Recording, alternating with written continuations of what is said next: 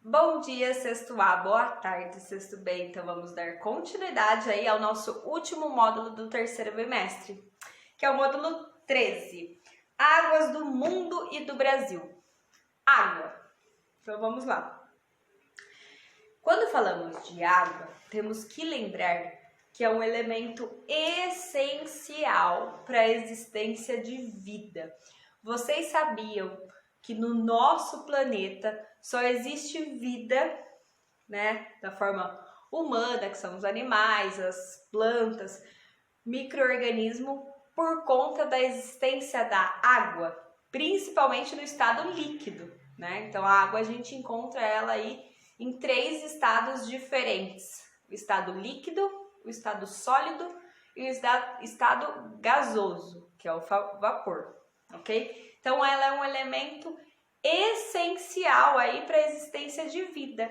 Tanto que quando nós ouvimos alguma coisa sobre talvez a existência de vida em outros planetas, o que os cientistas procuram? A presença de água, né? Não somente água líquida, mas pode ser, como já teve estudos que demonstraram que alguns planetas aí no nosso sistema solar têm a presença de água congelada. Então é um indício, talvez, para a existência de vida. Não a existência de vida como nós conhecemos, seres humanos, mas micro-organismos, bactérias, enfim, qualquer tipo de vida, tá bom? Então ela é de extrema importância. Então vocês, ao longo aí de todas as séries que vocês já passaram, vocês estudaram em algum momento a importância da água, né? E continuarão estudando. Então, módulo 13, Águas do Mundo e no Brasil. Ok? Então, eu vou colocar primeiro, iniciar aqui falando de dados para vocês.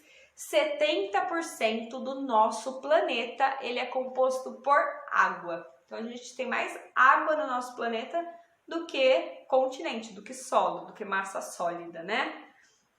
Nosso planeta aí. De toda essa água, 70% do nosso planeta sendo água, 97,5% é de água salgada. Então, é de água dos oceanos.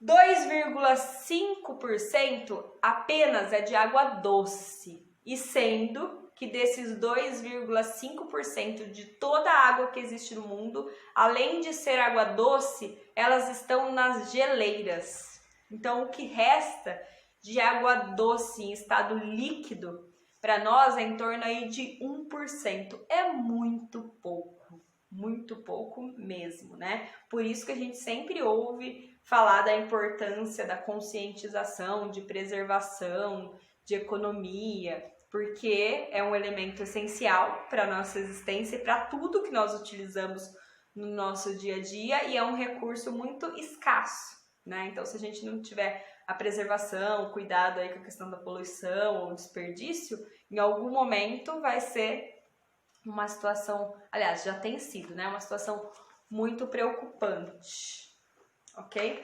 O Brasil, o nosso país, é um país riquíssimo aí em recursos hídricos. Então, de toda a água que existe no planeta, 13,2% está aqui no nosso território. Então, perceberam quanto o nosso país é um país rico em recursos hídricos? Então, recursos de água.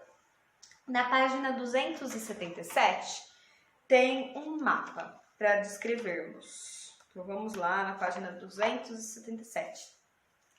Esse mapa, ele mostra a distribuição e a disponibilidade de água potável no mundo. Então, os tons roxos são países, são regiões que têm mais de 90% da população tem acesso à água potável. A água potável, gente, é a água que a gente pode consumir, que ela está em condições adequadas para o consumo humano, tá bom? O nosso território, ele não é nem o roxo mais escuro aí. Ele tá um roxinho um pouquinho mais claro, de 76% a 90% da população. Ou seja, não é 100% da população do nosso país que tem acesso à água potável ou à água tratada, né? Até porque para a água chegar na nossa torneira toda limpinha, cristalina, com condições do uso, ela passou por um processo muito longo, né, de retirada do recurso, tratamento do recurso, por isso que a gente paga por ela, né? E muitas vezes paga caro. E além de pagar caro, em períodos onde tem períodos de estiagem, que é esse que nós estamos ainda, né? Um longo período sem chuva, o que acontece? A nossa conta de água fica ainda mais cara. Por quê? Porque tem menor quantidade de água e a água está mais poluída. E quem polui essa água? Nós, seres humaninhos. Então, continuando aí. Tem a imagem na página 277, que é do ciclo da água, que eu tenho certeza que todos vocês já viram, já conhecem. Então, a gente fala que a água é um recurso renovável. Por que é um recurso renovável? Ela não se perde, ela muda de estado, né? Ela muda de estado, da sua condição, mas ela não se perde nesse ciclo. Então, por isso que é o ciclo da água. Então, como funciona o ciclo da água? Então, condensou, choveu, tá lá. A água se encontra onde? Nos rios, nos lagos, nos oceanos, no ar, né? Agora, esse período que está bastante seco, a gente ouve na previsão do tempo falando assim: cuidado, é a umidade relativa do ar abaixo de 30%. O que isso significa? Que o ar está muito seco, né? E a gente sente o cabelo, a gente sente a pele, o olho arranhando, o nariz incomodando para respirar, o ar muito sujo. Então, a gente tem água suspensa aí em forma de vapor na atmosfera. Nós temos águas nos oceanos, nos rios, no lençol freático. Então, tudo isso nós temos de água aí nesse ciclo da água. O que acontece? Essa água evapora e se transforma nas nuvens. As nuvens, elas passam por uma mudança. Qual é essa mudança? É a mudança de temperatura. Quando acontece essa mudança de temperatura, o que acontece? Condensa, então chove. E aí essa água ela volta para esse ciclo. Vou dar um exemplo dessa questão de mudança da água. Quando a gente vai cozinhar alguma coisa, tá fazendo comida, né? O arroz. Vou pegar o exemplo do arroz. Tá fazendo arroz, você coloca a água lá para fazer o arroz e aí essa água ela vai ter uma temperatura, vai aumentar a temperatura, vai elevar a temperatura a partir do cozimento e aí ela para onde? Na tampa, então ela sobe em forma de vapor e para na tampa da panela, depois fica pingando, né? Assim? Então é a mesma coisa que acontece no ciclo da água na natureza, ok? Então a gente fala que é um recurso renovável, ela tem a capacidade de se renovar. Na próxima página tem a questão do escoamento superficial. O que é essa palavra tão linda e maravilhosa? Escoamento superficial é enxurrada. É a mesma coisa que enxurrada, mas aí para um nome mais científico, mais bonitão, a gente utiliza esse termo de escoamento superficial, ok? Aqui, olha, nessa parte do escoamento superficial, tem 3 pontinhos principais aí para vocês. Tem a questão do lençol freático, então é a partir do escoamento superficial, é a partir das enxurradas, que o lençol freático, que é uma camada de água lá embaixo, lá do solo, né, como se fosse um reservatório de água, ele só é abastecido a partir da ocorrência de chuva, né? Então a chuva cai na superfície, infiltra e parte, quando o solo está muito encharcado, acontece esse processo do escoamento superficial. E aí coloca aqui o escoamento superficial em áreas rurais e áreas urbanas. O que acontece? Em regiões que não tem tanta impermeabilização, ou seja, asfalto, concreto, cimento, a dinâmica da água natural, que é infiltrar no solo, ela acontece de forma efetiva. Já nas cidades, né, com o crescimento das cidades, a construção das cidades, das ruas, do nosso quintal cheio de concreto, esse processo de impermeabilização da água infiltrar no solo não acontece, o que também é um problema, porque a ocorrência de enchentes se torna maior, porque pensem, a água cai e a dinâmica dela é infiltrar. Então, quando infiltrou bastante água e já está encharcado o solo, começa o processo da enxurrada, do escoamento superficial. Mas em uma cidade onde é impermeável, o que isso significa? tudo de cimento, de concreto, de ruas. Não tem essa capacidade de infiltrar. Por isso que a ocorrência de enchentes é mais intensa, né? Acontece de forma mais rápida. Ok? Por conta dessa questão da impermeabilidade. Bacia hidrográfica. Parece um palavrão, mas é muito simples de entender. O que é uma bacia hidrográfica? É um conjunto de rios. Então, é um conjunto de rios onde ele é drenado, né? Drenado, escoado por um rio principal. Então, o que acontece? Quando nós vamos para algum lugar que tem um rio gigantesco, esse rio ele não nasceu e depois vai cair lá no oceano, simples assim. Ele tem diversos outros canais que vai alimentando ele, certo? Então, tem os córregos, os ribeirões, que aí tem a sua nascente, escoa e cai nesse rio principal. Então, quanto maior for esse rio, maior o número de drenagens de outros rios menores e córregos e nascentes que estão desaguando nesse rio, ok? Então, bacia hidrográfica é um conjunto de rios drenado por um rio principal. Isso que é uma bacia hidrográfica. Na página...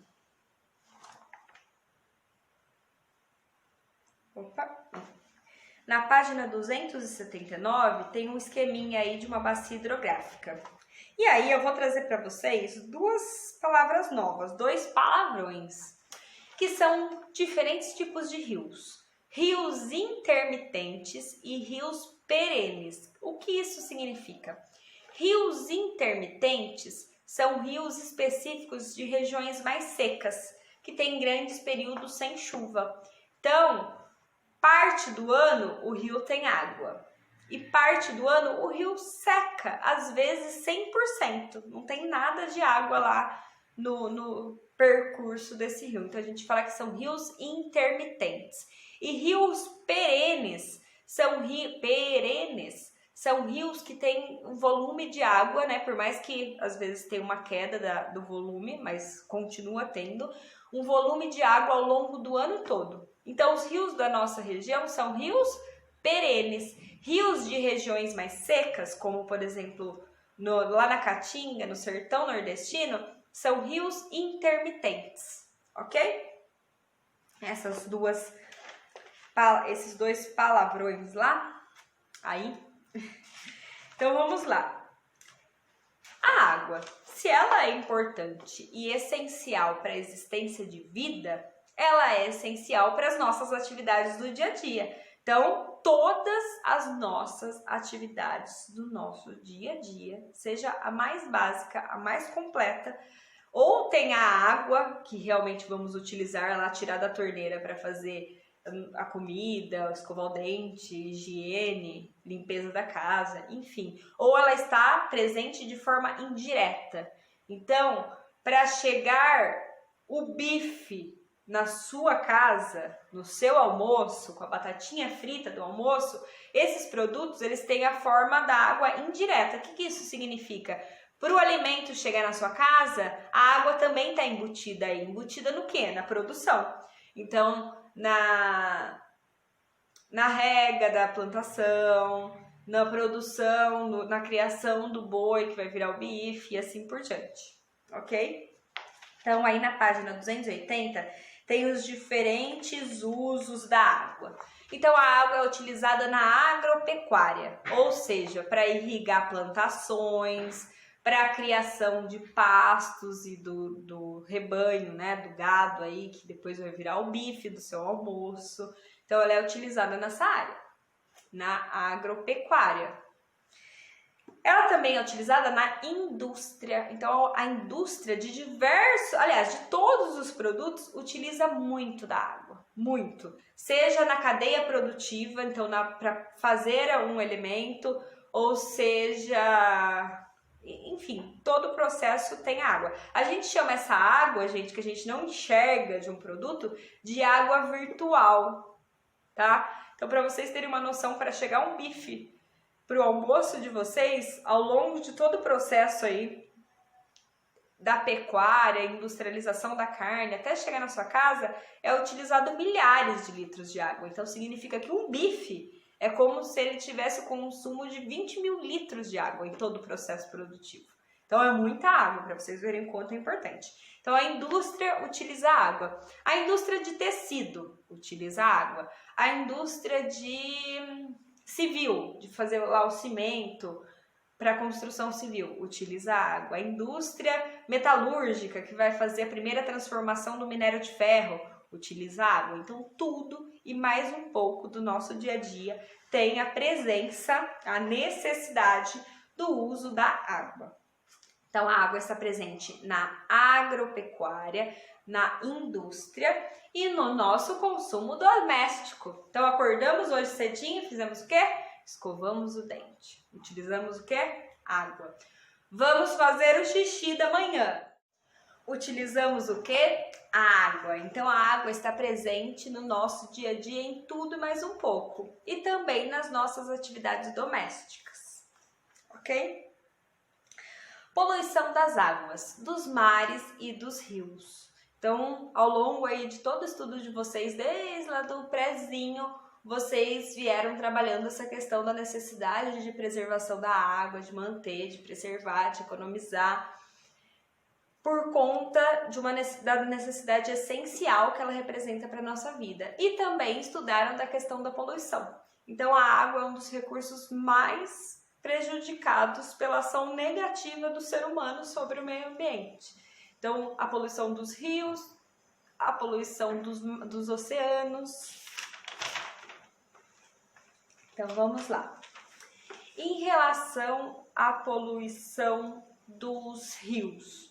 Então, quando a gente fala de poluição, significa que é algo que está sendo despejado ali naquele curso fluvial, no rio, no oceano, no lago, na porção de água de forma indevida. Sendo que a água em si, ela tem essa capacidade de se reconstituir, né? Por conta aí dos seres vivos, dos micro-organismos que estão presentes na água, o oxigênio consegue fazer essa purificação da água. Mas, dependendo do grau de intensidade que foi prejudicada essa porção de água, a capacidade dela se reconstituir é muito mais difícil. Então, quando nós falamos de poluição dos rios, a gente pode associar ao despejo de esgoto sem tratamento, que por incrível que pareça, muitas cidades do Brasil nem sequer têm o tratamento de esgoto para ser despejado novamente a água nos cursos fluviais. A questão de despejo de dejetos de indústria, que por incrível que pareça, até hoje em dia existe. O próprio lixo, né? Então, quantas vezes não acontecem aí situações como enchente, depois a gente vê a quantidade de lixo que ocasionou essa enchente. Lixo mesmo, material sólido. E a questão dos oceanos também. Então, o oceano em si, ele é o último ponto que a água chega, ou seja, todos os rios dos continentes, em algum momento ele vai atingir o quê? O oceano, né? Por mais que demore aí um processo longo de um rio desaguar no outro, até chegar ao oceano. Então, toda essa poluição que está associada aos rios, aos cursos fluviais, em algum momento também atinge o oceano. Assim como despejo de óleos, né, de navios e tudo mais, em alto mar e assim por diante. Então, tudo isso é prejudicial ao meio ambiente. Nos últimos anos, a gente tem questionado o uso de plástico, né? Porque a gente sabe que a decomposição do plástico no meio ambiente ela é muito longa. Por mais que atualmente existam tecnologias e a ciência que desenvolveu materiais biodegradáveis. Então, que ele não vai ficar lá 500 anos no meio ambiente até ele se degradar, e sim 3 meses, né? Mas ainda existe essa necessidade aí de cuidado com esse recurso que já entendemos que é tão importante para a nossa vida, né? Para a existência dos seres vivos e para o consumo do nosso dia a dia. Outras utilidades aí da água. Transporte. Então, transporte. Navegação marítima, navegação fluvial, né? Então, os navios, muitos recursos, muitos produtos chegam a partir da exportação ou importação, né? Saem pela exportação e entram no nosso território por importação a partir de vias marítimas. Então, também é um meio de transporte. Aí vem os pontos positivos. A navegação fluvial, ou seja, alguns países, assim como a região norte do nosso território, utiliza muito os rios como meio de transporte. Produção de energia elétrica. Então, grande parte da energia elétrica produzida no nosso território, que é riquíssimo em rios, é a partir das usinas hidrelétricas. Então, a partir da força da água que gira turbinas e que produz a energia que chega na nossa casa que a gente utiliza. Então, é de extrema importância. Lembrando que a produção de energia elétrica, gente, acontece, associando dois assuntos que nós já estudamos.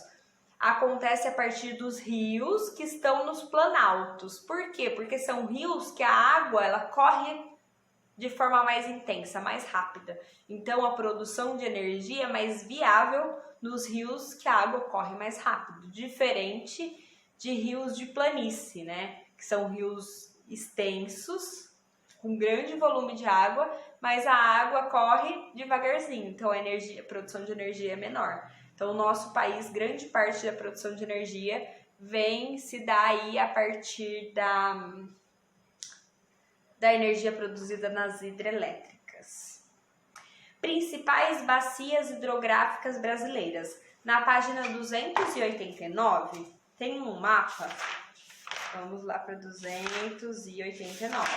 Esse módulo é longo, hein? Na página 289 Na página 289 tem um mapa que mostra as principais bacias hidrográficas do nosso território. Então, a gente de cara já consegue perceber que a maior de todas em extensão é a bacia amazônica, que é a verdinha aí. Depois temos outras tão importantes quanto. Depois temos do Tocantins, Araguaia, que é em rosa, a do São Francisco, que é essa roxa, a do Paraguai, que fica aí a região do Pantanal, que é marrom, a do Uruguai, que está lá no extremo sul do nosso território, a do Paraná, que abrange a nossa região aqui em verde, e as bacias secundárias, que são bacias significativas, mas não tão extensas quanto essas principais, que é a norte e nordeste, a leste, que é a do litoral, e a sul-sudeste. Então, essas são as grandes bacias hidrográficas. O que isso significa? O que são essas grandes e principais bacias hidrográficas? Que as regiões estão conectadas, elas são drenadas por um rio principal. Então, a bacia amazônica, todos esses rios, né, até porque aí aparecem os maiores, os de maiores extensões, eles são drenados pelo rio Amazonas. A do nosso aqui, do Bacia do Paraná, ele é drenado pelo rio principal, que é o Paraná. Então, o Tietê, que passa aqui na nossa região, o rio Atibaia, que é do nosso município, eles em algum momento chegam lá no rio Paraná, que é um rio de grandes extensões, que divide aí o nosso estado com o Mato Grosso do Sul, e depois ele vai desaguar até cair no Rio Prata, que é um ainda maior, que vai desaguar no oceano. Então, isso é uma bacia hidrográfica, um conjunto de rios drenados por um rio principal. E aí, consequentemente, olha, nos próximos tópicos, na página 290, vai ter as características da bacia do Paraná, que é o nosso, que inclusive tem uma grande usina hidrelétrica, gigantesca, na verdade a maior, uma das maiores do mundo. A bacia amazônica, com algumas imagens, a bacia do Rio São Francisco, que o Rio São Francisco nasce aqui em Minas Gerais, no nosso estado vizinho, e ele vai desaguar lá no Nordeste. Entre aspas, tá, gente? Porque o rio não sobe, tá? O único rio que corre o contrário, que sobe, é o Rio da Caverna do Dragão, que não é nem da época de vocês, é da época dos pais de vocês. Perguntem para eles. Que era um desenho animado muito legal da nossa época aí, da década de 80, 90. Então, no mapa, quando a gente observa, né, a nascente do São Francisco e onde ele vai desaguar no oceano, é como se ele estivesse subindo o mapa, tá? O mapa. Ele não sobe, não. A física ainda não tem nada ao contrário aí. Depois a bacia do Tocantins-Araguaia, que tem imagens e as características. E o nosso último tópico são as águas subterrâneas. Alguém já ouviu falar sobre aquífero? Aquífero são grandes reservatórios, como se fossem grandes, imensas caixas d'água subsuperfície. O que isso significa? É a geologia que foi se formando, né? Diversos tipos de rocha. E aí criou-se, naturalmente, óbvio, esses aquíferos. São grandes reservatórios debaixo aí de várias camadas de rocha que concentram, como se fosse uma rocha bem porosa, que nem uma buchinha, que ela concentra aí grande quantidade de água. E no Brasil temos um grande aquífero que inclusive abrange a nossa região, que é o aquífero Guarani. Então, ele possui água ainda preservada, com ótimas propriedades e, além disso, ainda, né, pelo que sabemos, ainda não foi poluído. Por isso, a necessidade de rede de tratamento de esgoto, de despejo correto de dejetos, seja aí de esgoto ou de indústrias, para não chegar a ter poluição aí no lençol freático e nesses grandes aquíferos, esses grandes reservatórios. Então aí, ó, na página 292 tem um perfil do solo que nós já estudamos e mostrando o porquê existe esse grande reservatório, que são os aquíferos, que é um tipo de rocha mais permeável, né, um tipo de rocha sedimentar mais permeável que preserva esses reservatórios importantíssimos aí de água. E o último tópico para vocês são as águas litorâneas no Brasil. Então, o Brasil tem em torno de, deixa eu pegar minha cola, 7.367 quilômetros de litoral. Então, todo o recorte do nosso território tem mais de 7.000 quilômetros de praias, o Brasil, que também está associado a recursos, a fontes de parte da economia por conta da pesca, transporte. Então, além do turismo, né? Quem não gosta aí no verão de curtir uma prainha, não é assim? Então, as águas litorâneas aí dentro desse contexto nacional do nosso país de recursos hídricos, ela também é muito importante do ponto de vista natural, né? Que é de onde traz as massas de ar aí para nossa região, para o nosso país, para ter ocorrência de chuva, quanto do ponto de vista econômico, seja o turismo, que a gente vai lá passear nas cidades litorâneas, curtir uma praia, seja do ponto de vista econômico, para retirada do petróleo que tem aqui no nosso litoral, para transporte e tudo mais. Ok? Eu sei que esse módulo foi longuíssimo, ele não foi longo, ele foi longuíssimo, mas é de extrema importância, ok? Então preencham o resumo de vocês, anotem dúvidas, realizem as atividades, que por mais que o módulo ele está extenso em conteúdo, em tópicos diferentes aqui, as atividades são curtinhas, tá bom? Então eu tenho certeza que todos vocês vão conseguir realizar de forma muito fácil. Combinado? Então até a nossa aula online ou talvez presencial, quem sabe, né? Quem está ansioso por esse momento, espero que chegue o quanto antes, com tudo em segurança. Ok? Beijinhos, até mais!